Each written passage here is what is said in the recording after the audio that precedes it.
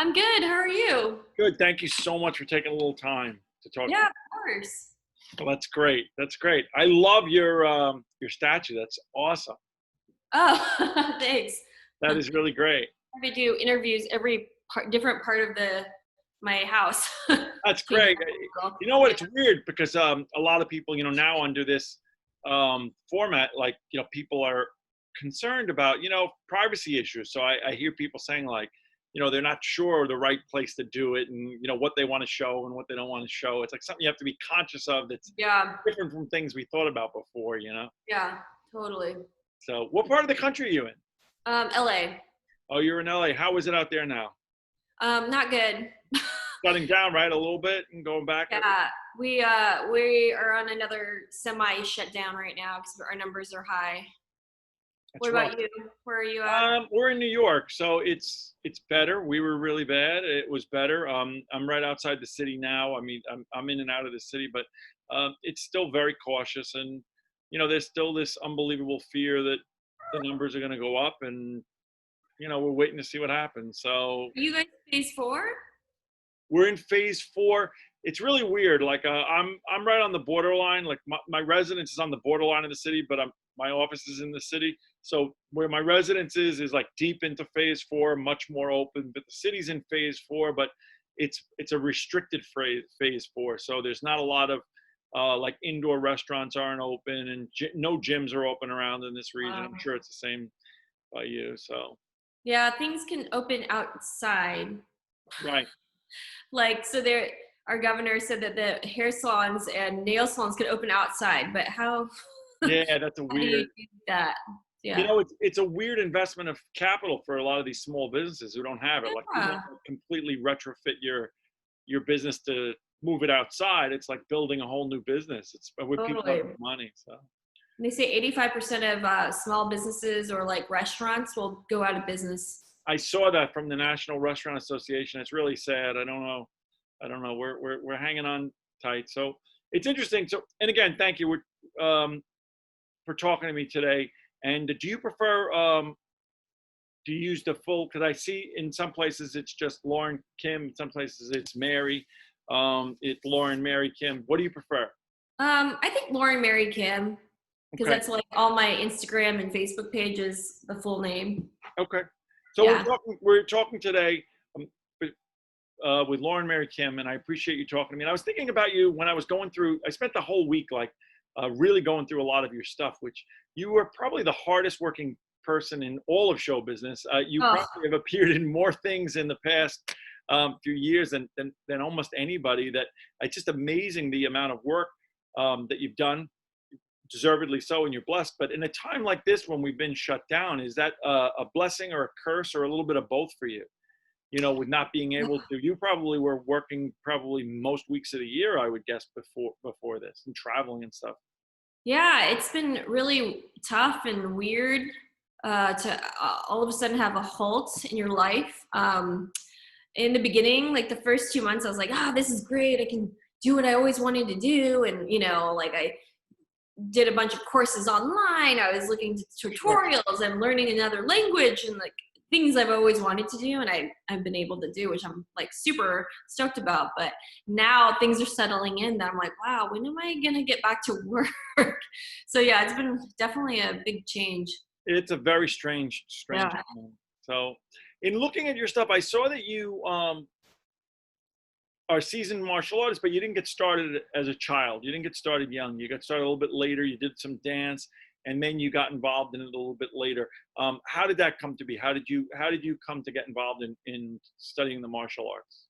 Well, because I was a dancer, I've always been very physical, and with dancers, we're very coordinated, and we learn things fast. So when I moved to LA, I met a bunch of martial artists, and they're the ones that taught me at first, like kicks, basic punches, just basics. And then from there, I just wanted more. Like I just wanted more knowledge. I wanted to go straight to the source. So I went to Jun Chong Taekwondo in Los Angeles, and that was my first martial arts school. And I trained with him, and I got my black belt as an adult. and the transition is easy from dance to martial arts because we have the flexibility. Sure. We didn't have the power though, so I had to really work on that. It's a different, different mindset in a way, because dancers are a little more like, I don't know, uh, it's just more performance, Sure. but I mean, of course, Taekwondo is performance as well, but you have to have the intensity, like I said, the power. And Sure. sometimes you can tell when a dancer is doing martial arts, it looks too delicate. So Right. I had to really work on that. I was talking, I don't know if you know Waddy Jones, and he's a stunt guy, and we were speaking, and he did a lot of dance before he got involved in the martial arts. And I really have come to I think the conclusion that it's a much easier transition for a dancer to get into the arts than the other way around. Because I think you need a certain, even though you need rhythm for the arts, you do, and a little bit of an understanding, and probably it helps you in a lot of areas. I think that because of the flexibility and because of the ability to understand routine and the ability to move, that dancers, and you're right, I think then the component is just tying together some of the areas where you lock in the strength and things of that nature. But I think from the people I've spoken to, it's a much smoother transition than let's say the other way around. Yeah. And sometimes martial artists can be more rigid when they go into dance, so they have to like let it go. Right, Like, flow absolutely. with Absolutely, it's an interesting mindset. So, and Taekwondo was your first, obviously, and you went, Yes. and then I see you've studied a number of other arts. How did you make the transition from, although dance is performance, and I see you've done things in music videos, how did you make the transition from being a martial artist to doing what it is you do in stunts, in acting, in motion capture, and things like that? Was that something that you always wanted to do, or was it one of those things where Chuck Norris tells the story of being, a martial artist in competition, and they were looking for prospecting for movies and said, "Hey, this would be the great guy to do that," and picked him out. What was your transition? Mine was a lot different. So I obviously was a dancer first. I came to LA to pursue dance. Didn't even know about the stunt industry at all. Was introduced by stunt people, martial arts, because they were black belts in their respective martial arts. And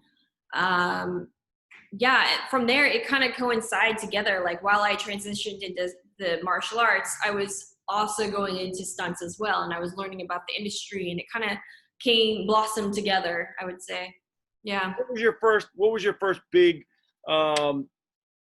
entertainment role that you did, or what was the first thing that you did that wasn't simply something that was related to that involved your martial arts skills in film or television or stunt work? What was that? Oh, the first martial art project? Yeah, what was the first project that you used your kind of your skill set in? Oh, okay. Oh man, You can remember if you can. What was some of the early ones that you worked on? I don't think it was my first one, but I got to work with Jackie Chan early on in my career on Rush Hour 3. I got to double Sue Young, and I was, of course, nervous because Jackie Chan's a legend. So yeah, I think he was one of my first ones that I can really remember. But man, I also did like a Danish film, and it was like a martial art based Danish film, and I was doubling like a Turkish actress. I think it's like on my first reel or one of my early reels. But I actually got to train with like the stunt coordinator who is a big Wushu guy. So I trained with him and his team before we actually started shooting. That's But, great. yeah. That's great. And working with Jackie Chan, one of the interesting things is about the elevation of the industry, right? So one of the things that I think has improved Western action and martial arts films is that there's been an adopting of some of the ways in which Hong Kong and China and Eastern martial arts films have been shot and have been choreographed. And so working with Jackie Chan, who's had such an unbelievable, prolific career, I'm sure that was probably a big deal for you, and probably an area where if it was earlier on in your career, you had an opportunity to learn a lot about stuff on the fly, right? Yeah, I mean, he taught me like hard work. I mean, I think in another interview, I said that he was sweeping the floors before we were shooting because he wanted it to get done faster. So he has no ego when it comes to like job titles or whatever, because he's a star, but yet he's sweeping the floor. That's So that's unbelievable. He's got great a great humility. Like it's a true martial artist, I think, mentality rather than um, a Hollywood movie star kind of Yeah. mentality. So you had the skills in martial arts and you had the skills in dance. What was your transition into like learning to do, because there's a whole different skill set there for stunts and things of that nature, right? Being able to make it look real, um, be exciting, be limber, and then avoid being injured, right? We can all do crazy things, but the probably the hardest part is not injuring yourself. Where'd you learn that? How did that come about in terms of the evolution of your life and your practice and things of that nature?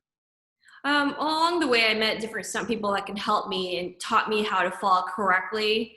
And sometimes in martial art classes, they would, we would do falls just to, because we have to fall in class, Sure. so that actually helped a lot, helping you learn how to fall correctly and not hurting your wrist or breaking your wrist or not getting whiplash when you fall to the ground and tucking your chin in.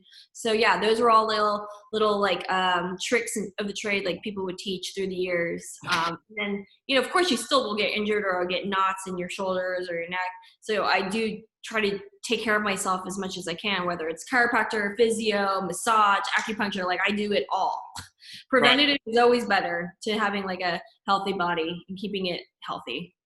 Absolutely. Absolutely. And I think that's been one of the biggest challenges for people in this. I know for me in the pandemic is, trying to make sure you're getting trained to be able to, without going to a physical facility, being able to train every day, being able to, at least the weather's been good. So that you probably have good weather all year round, but around here, when we started with Yeah. the pandemic, it was still March, which around here, any given day, you could be really cold, really, really windy, or you could be sunny, but now we're getting into the better, but doing that kind of training and things of that nature. So I see that you've done a lot of, you've moved a lot into weapons and other forms of martial arts. How did that evolve? So you were doing the Taekwondo, which you said you got your black belt.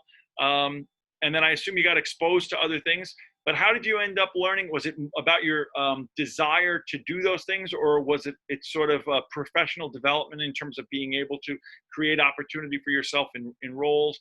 How did the weapon work come around and the other martial arts work come around? And tell me a little bit about that.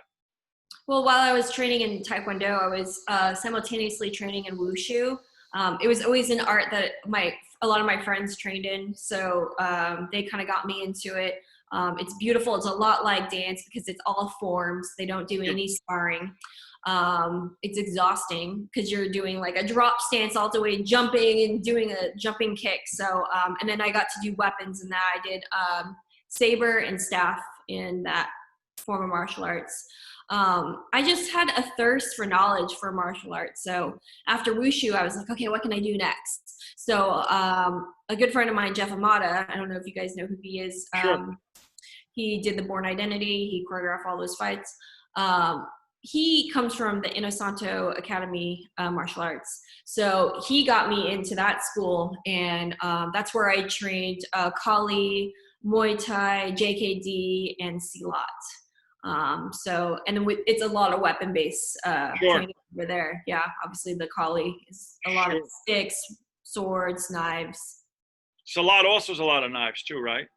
Yeah, there is. The thing with Guru Dan is he kind of mixes all the disciplines together now because he wants everyone to learn everything. So, yeah, I mean, there is weapons in Silat, but I think we do more of it in the Kali classes. Sure.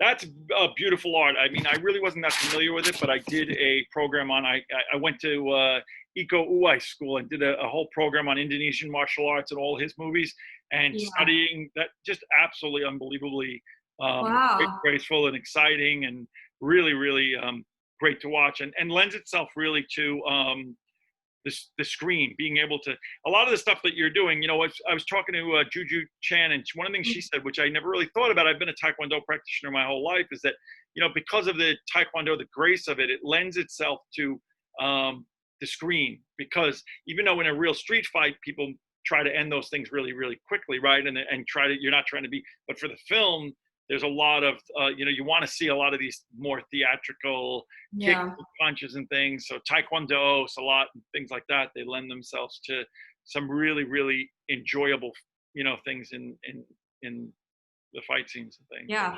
definitely. Wow, what was that thing that you did with Iko? We did we did a retrospective, and we had done we had received, I think, one of the films that he had worked on.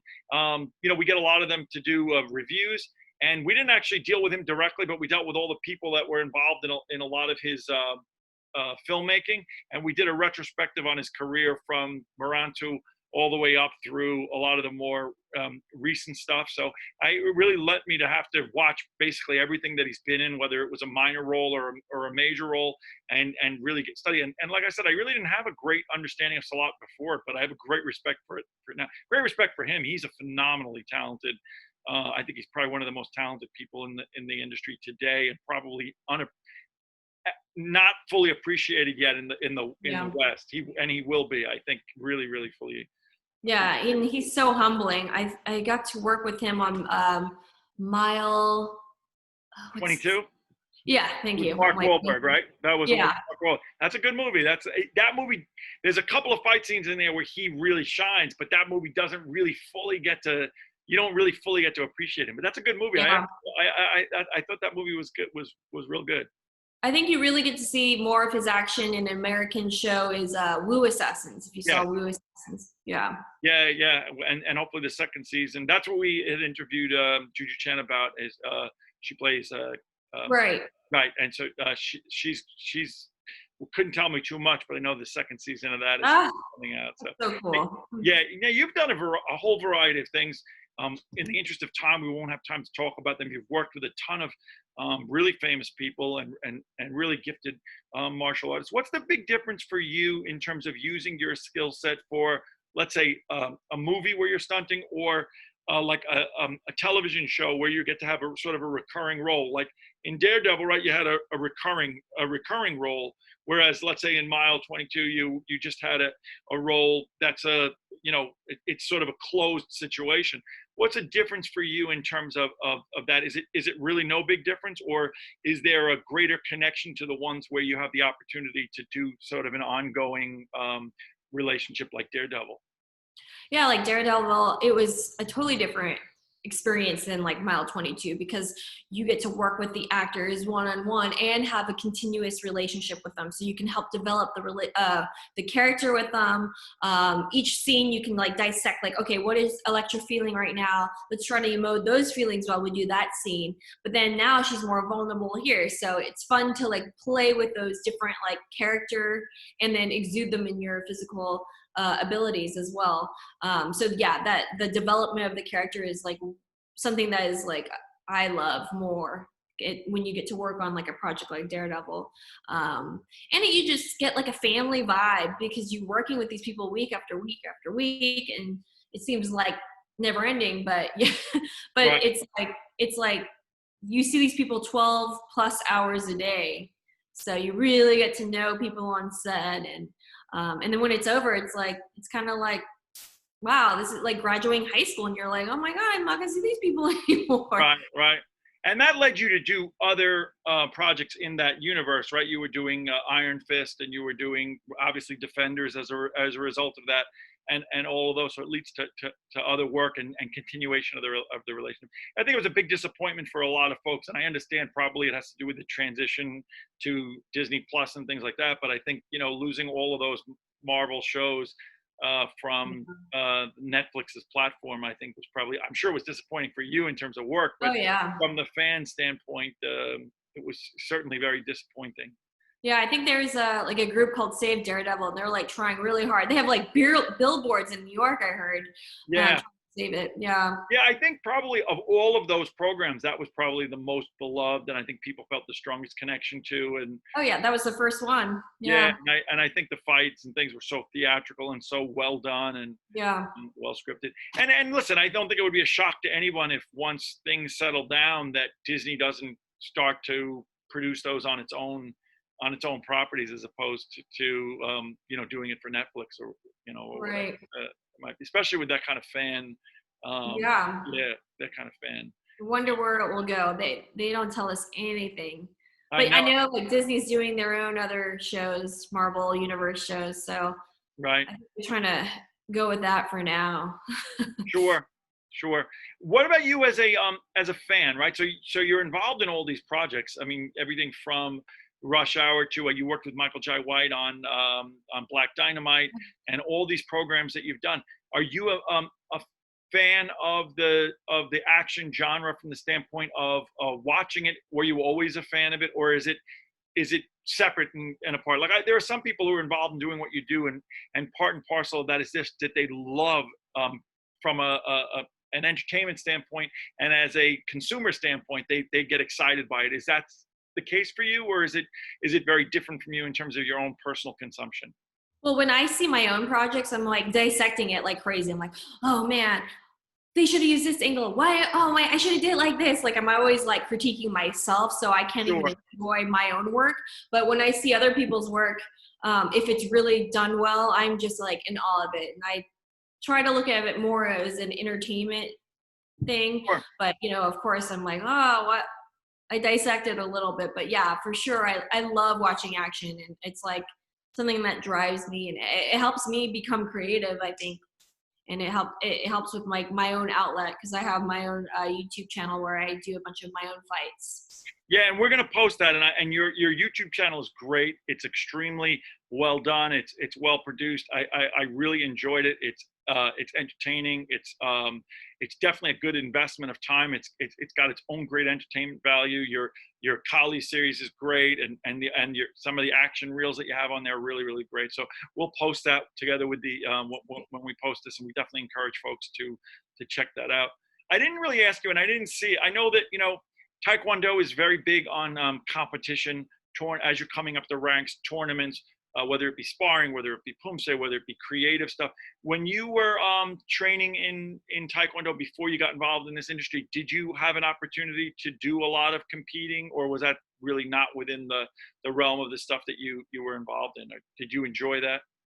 Yeah, Jun Chong, he's a big competitive school, so we have our own tournament as well as we go to other people's tournaments. So I did participate in some tournaments. I did some sparring. I did forms competition.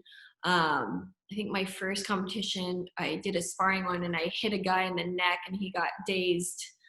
That's Like good. it went through like the helmet, how like the helmet or the helmet, The the helmet, headgear, the headgear, right? and it, how it has like the grill, but I Yeah. guess it went through and hit him in the neck here, and then he was out for like a couple seconds.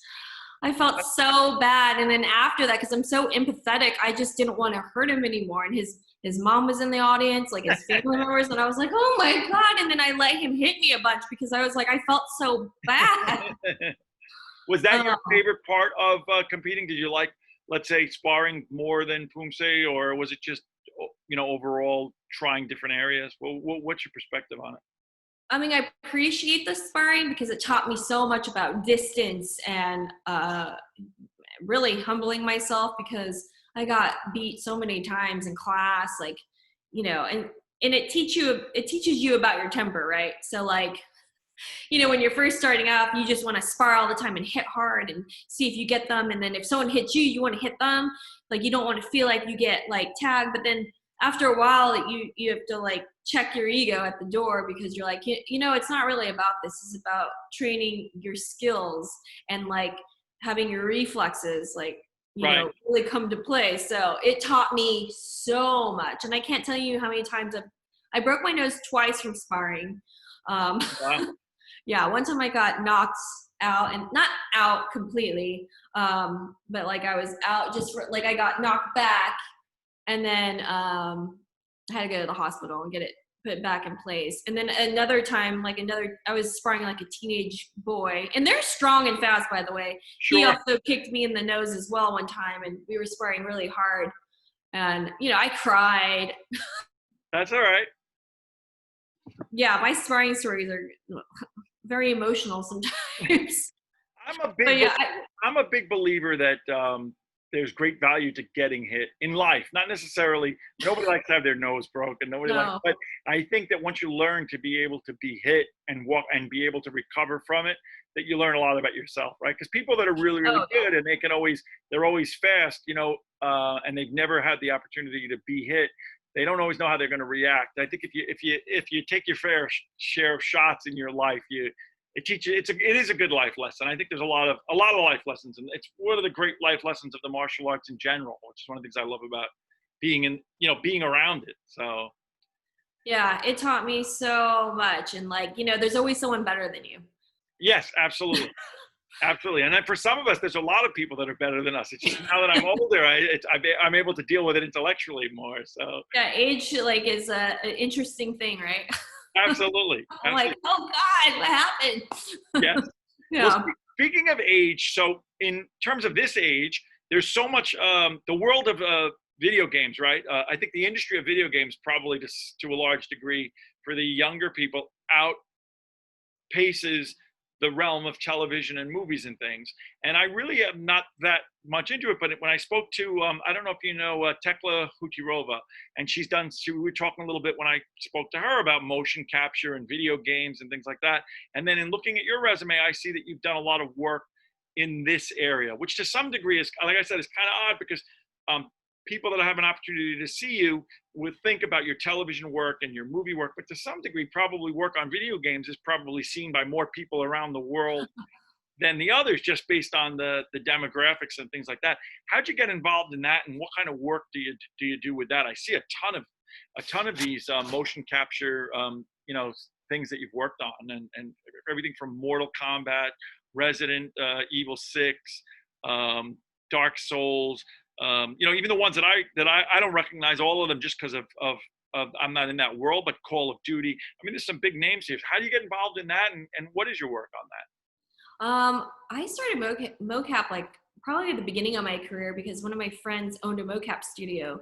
So he would hire me for like the lower budget stuff, and I was able to learn. I learned a lot from watching people, like all the veterans. And there's more acting involved. You have to definitely have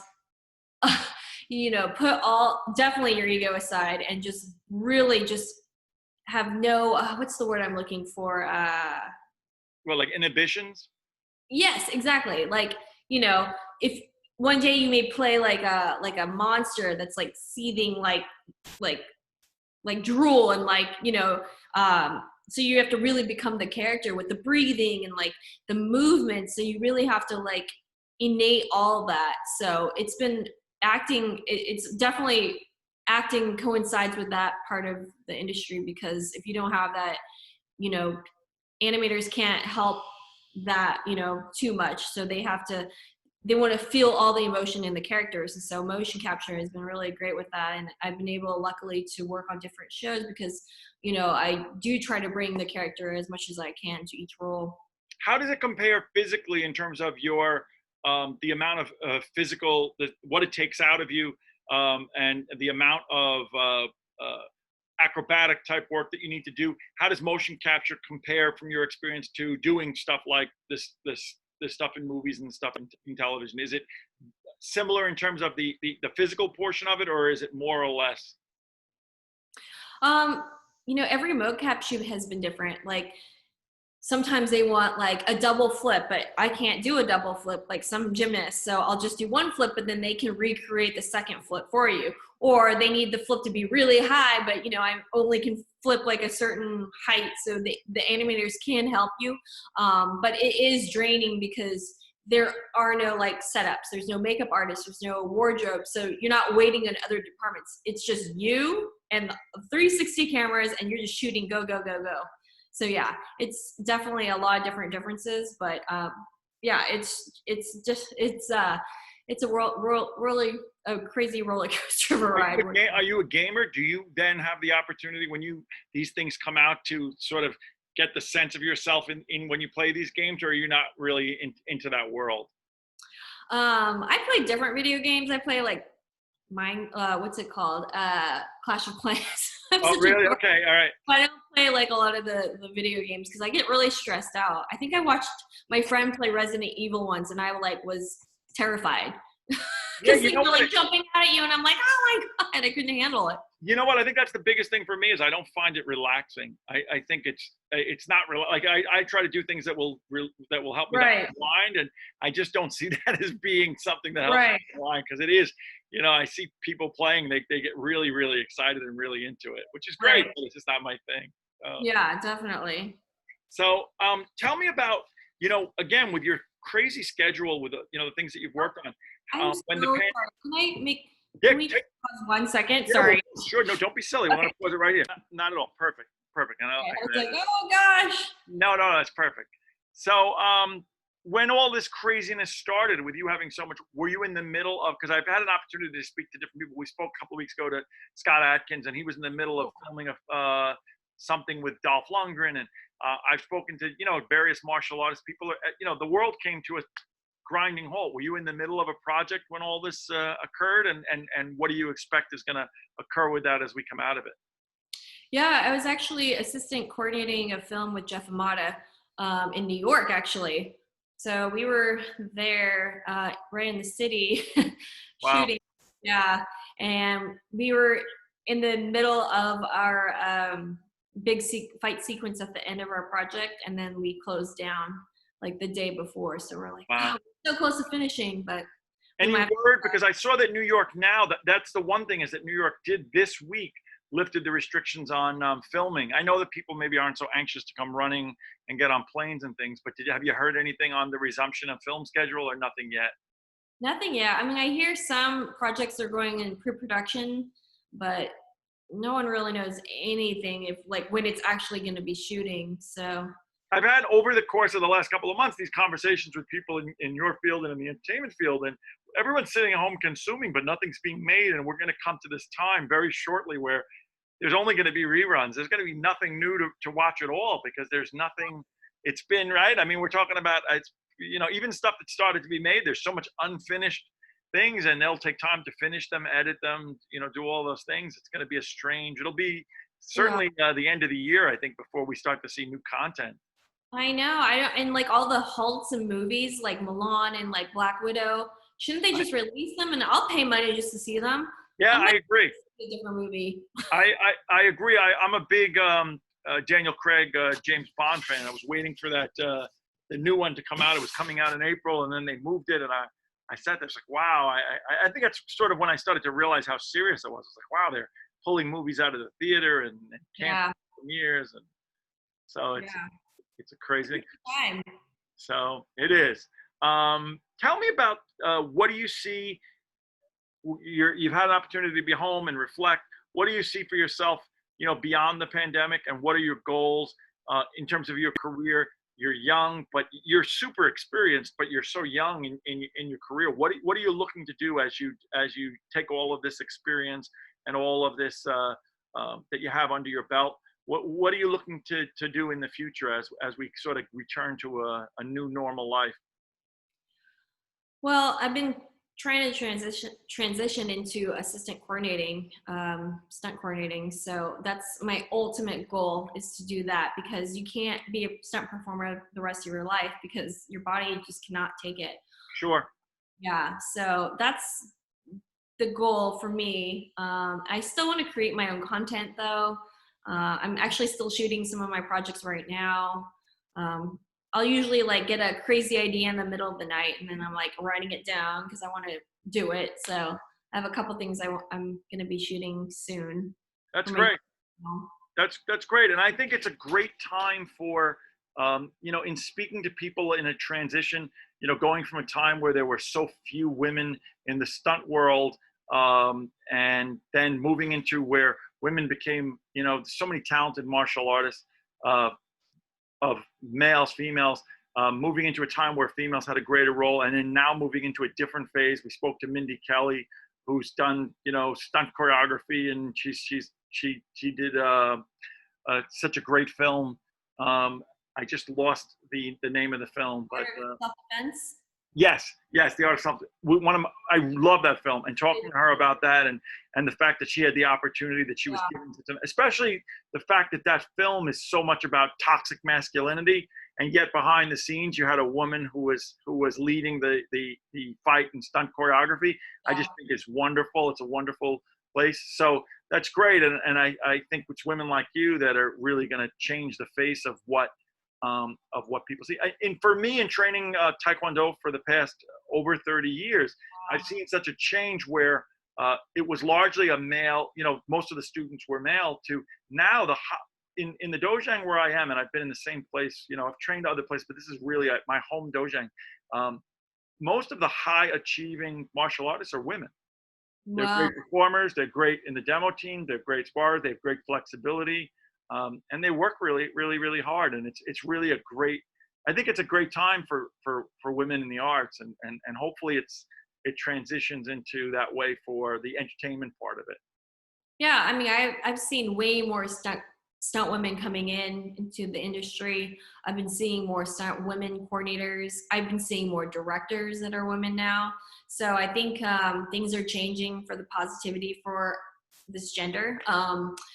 Yeah, I mean, it's all about women empowerment right now, and I think we're getting more female role models like Mulan, like there's Atomic Blonde, Yeah, Peppermints, like there's like definitely a trend right now. Wonder Woman, sure. and Great, two our great, great. girls to be stronger, and more independent. Not, when I was growing up, it was like, Sleeping Beauty and Mermaid, Little Mermaid. So we Sure. depended on man, but now we don't have to. Now Frozen is out where it's about her sister. So Right. No, it's absolutely true, and I haven't had the opportunity to interview Charlize Theron, but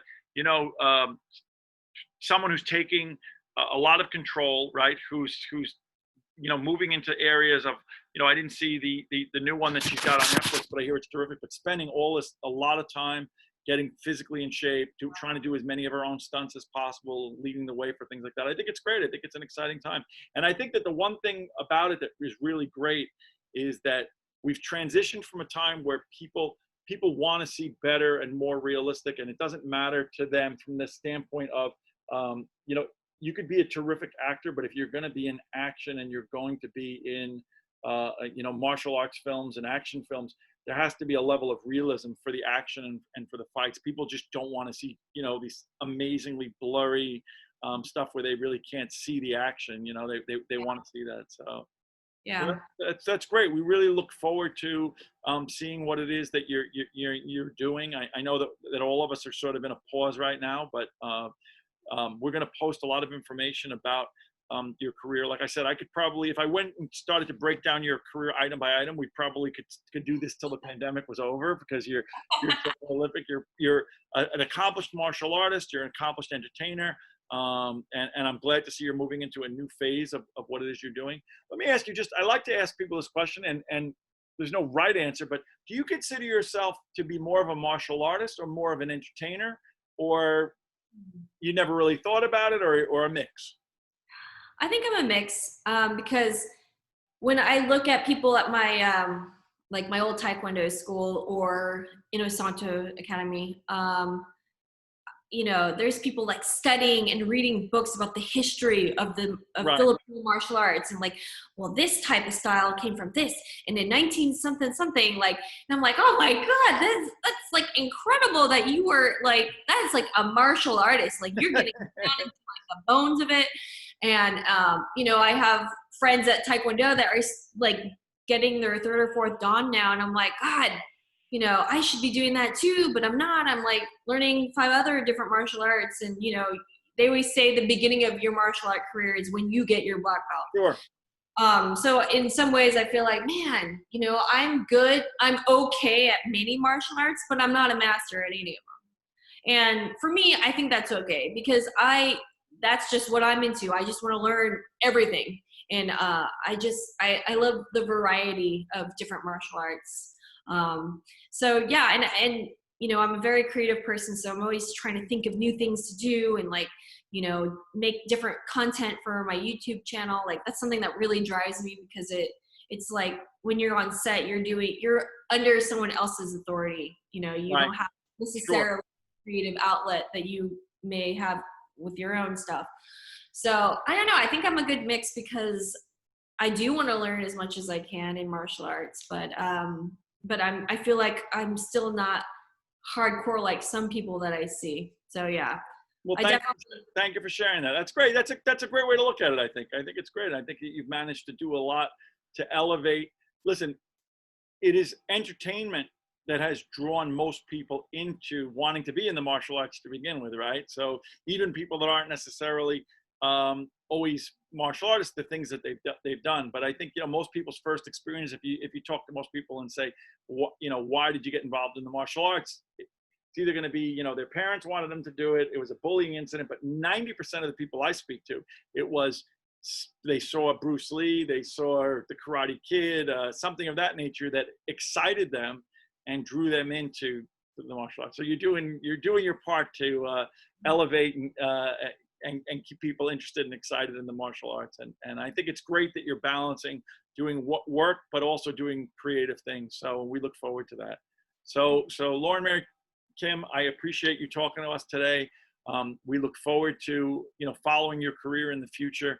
And I wanted to just thank you. I don't know if you had anything you wanted to close. And, you know, our audience is a worldwide audience, and they're excited about you talking to us.